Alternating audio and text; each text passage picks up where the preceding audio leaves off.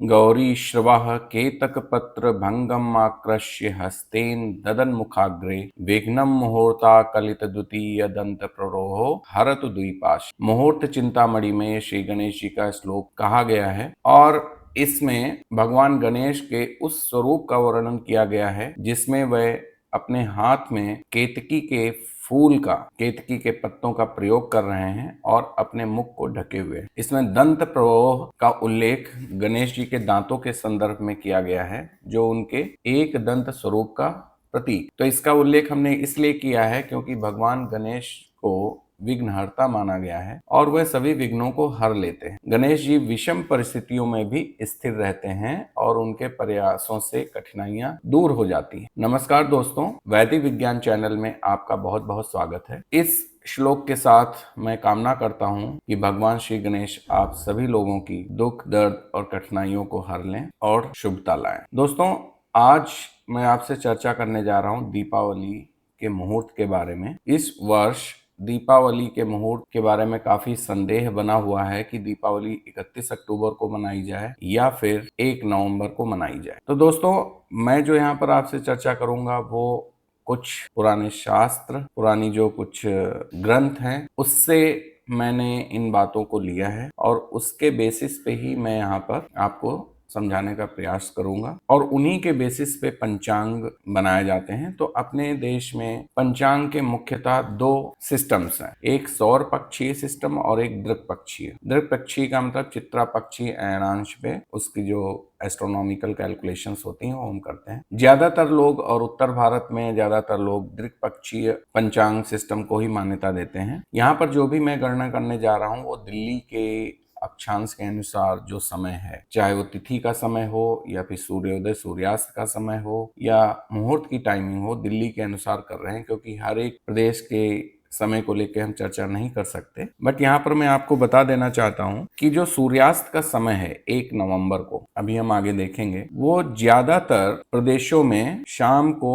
5:36 या उसके बाद हो रहा है। जो पश्चिमी भारत के कुछ प्रदेश हैं जैसे राजस्थान में कुछ, जोधपुर, गुजरात का ज्यादातर पोर्शन 90% पोर्शन गुजरात, महाराष्ट्र, कर्नाटक और कुछ साउथ का कुछ पोर्शन है, वहां पर इसके पहले सूर्यास्त हो जाएगा। तो वहां पर जब सूर्यास्त पहले हो जाएगा तो उसका फर्क कहां पर पड़ेगा हम आगे देखें। बट ज्यादातर पोर्शन में सूर्यास्त इसके आसपास हो रहा है। जो अमावस्या तिथि का प्रारंभ है वो 31 अक्टूबर 2024 को 3:52 से दोपहर के, 1 नवंबर 2024 को शाम के 6:16 तक रहेगा। तो अब देख लेते हैं कि चतुर्दशी तिथि कितने घंटे तक है और अमावस्या तिथि का कुल समय कितना है। चतुर्दशी तिथि 26 घंटे 37 मिनट तक है जो कि 31 अक्टूबर को दोपहर में समाप्त हो जाती है, जिसके बाद अमावस्या लगती है। और अमावस्या तिथि का कुल समय जो है 26 घंटे 24 मिनट तक रहेगा जो कि 1 नवंबर 2024 को शाम को 6:16 पे समाप्त हो रही है दिल्ली के समय। 31 अक्टूबर 2024 को सूर्यास्त 5:36 पे हो रहा है शाम को और उस दिन जो प्रदोष काल का समय है वो शाम को 5:12 से लेकर के 7:43 तक। जो स्थिर लग्न है, वृष लग्न, वो 6:23 शाम से 8:23 तक रहेगी 31 तारीख को।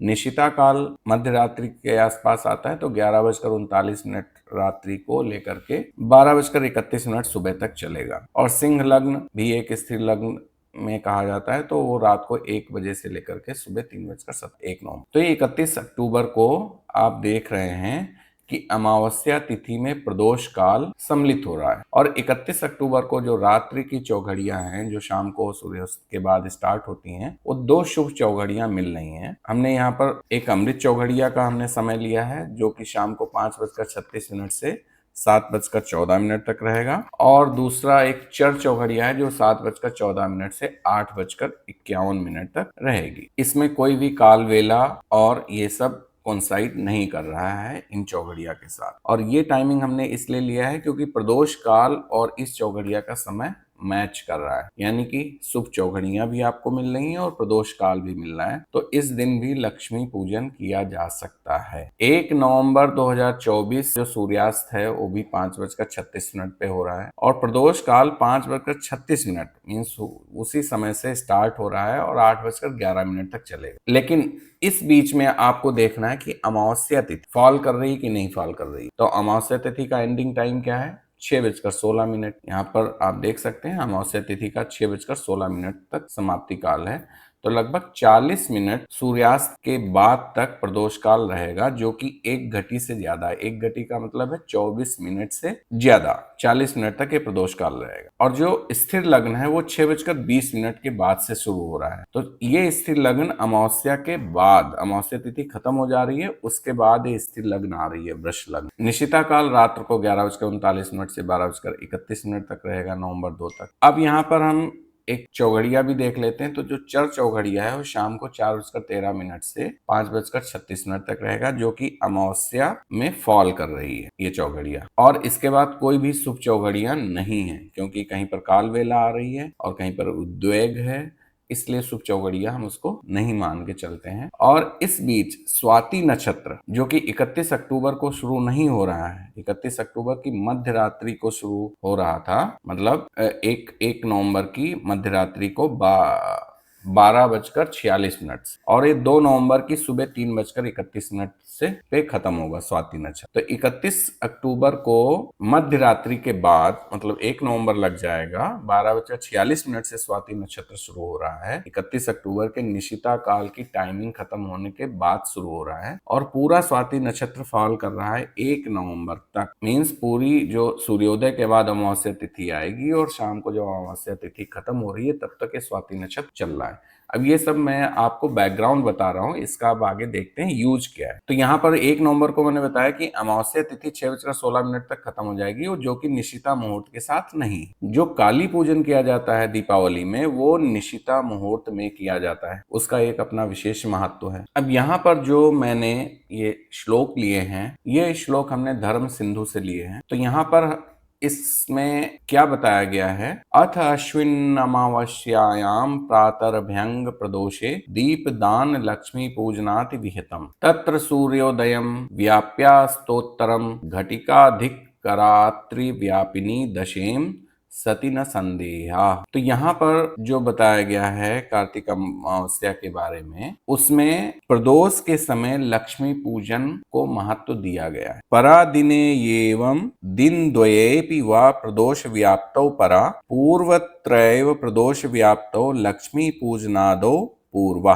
तो इसका मतलब क्या है? यदि इसमें हम सूर्योदय से लेके सूर्यास्त के अंतर को लेते हैं और उसमें अधिक रात्रि तक अमावस्या होती है, यानी कि रात्रि के बाद भी अमावस्या, क्योंकि यहाँ पर जो 31 अक्टूबर के बाद अगले पूरा दिन लगभग अमावस्या है सूर्यास्त के बाद तक, तो लगभग 3 प्रहर से ज्यादा अमावस्या है। तो उस अमावस्या पर हमें कोई संदेह नहीं करना चाहिए उस तिथि पर। और ऐसे में अगले दिन प्रातःकाल अभ्यंग देव पूजा आदि करके जो पितरों का श्राद्ध भी किया जाता है दीपावली की अमावस्या के बाद, जो अमावस्या होती है। और उसके बाद जो प्रदोष समय आता है उसमें दीपदान, उल्का प्रदर्शन, लक्ष्मी पूजन, ये सब करने के बाद आपको भोजन करना चाहिए, ऐसा यहाँ पर कहा गया है। तो इसमें विशेष बात ये कही गई है, अगर 2 दिन अमावस्या पड़ती है तो इसमें दूसरे दिन वाली ही अमावस्या को कंसीडर करना चाहिए। और अगर आप पुरुषार्थ चिंतामणि देखते हैं तो उसमें यह भी लिखा है कि यदि दोनों दिन अमावस्या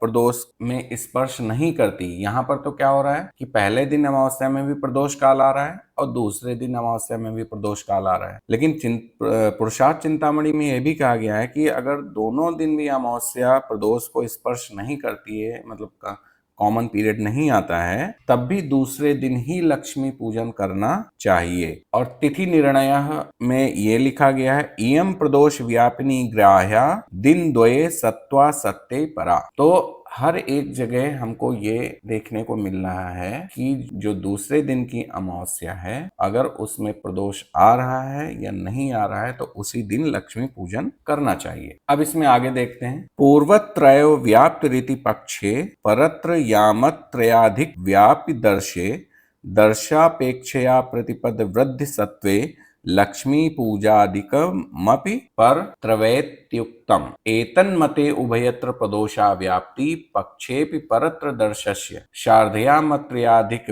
व्याप्ति तत्वात् परैव युक्तेति भाति। एतन्मते उभयत्र प्रदोषा व्याप्ति पक्षेपि परत्र दर्शस्य शार्धया मात्रयाधिक व्याप्ति त्वात्परैव युक्तेति भाति। अर्थात यदि अमावस्या केवल पहले दिन ही प्रदोष व्याप्त हो तथा अगले दिन अमावस्या 3 प्रहर से अधिक व्याप्ति हो, जो कि यहाँ पर हो रहा है, और दूसरे दिन भी प्रतिपदा वृद्धिगामिनी होकर 3 प्रहर के उपरांत समाप्त हो रही हो, तो लक्ष्मी पूजन अगले दिन की अमावस्या को ही करना चाहिए। इसी प्रकार यदि दोनों दिन अमावस्या प्रदोष व्याप्त हो तो अगले दिन लक्ष्मी पूजन करना उत्तम होगा। अब हम आगे देखते हैं। तो अभी तक क्या निष्कर्ष निकला? जितने हमने धर्म सिंधु की बात की, जो यहाँ पर हमने श्लोक आपको दिखा रहे हैं, मैंने तिथि निर्णय की बात की और पुरुषार्थ चिंतामणि की भी हमने यहाँ पर आपसे चर्चा की। अब आगे देख। उभय दिने प्रदोष व्याप्तो परग्राह्या दंडई कर जनी योगे दर्शा स्यात्तु परेहनि तदा विहाय पूर्वेद्यु परेहनि शुभरात्रि का। ये तिथि तत्व में लिखा गया है। इसका क्या मतलब है कि यदि दोनों दिन प्रदोष व्यापिनी अमावस्या होती है तो अगले दिन ही हमें लक्ष्मी पूजन करना चाहिए, क्योंकि तिथि तत्व जो यहाँ पर श्लोक हमने लिया है उसमें ये कहा गया है कि अगर एक घड़ी प्रदोष अमावस्या तिथि में मिल जाए तो अमावस्या दूसरे दिन ही हमें लेनी चाहिए।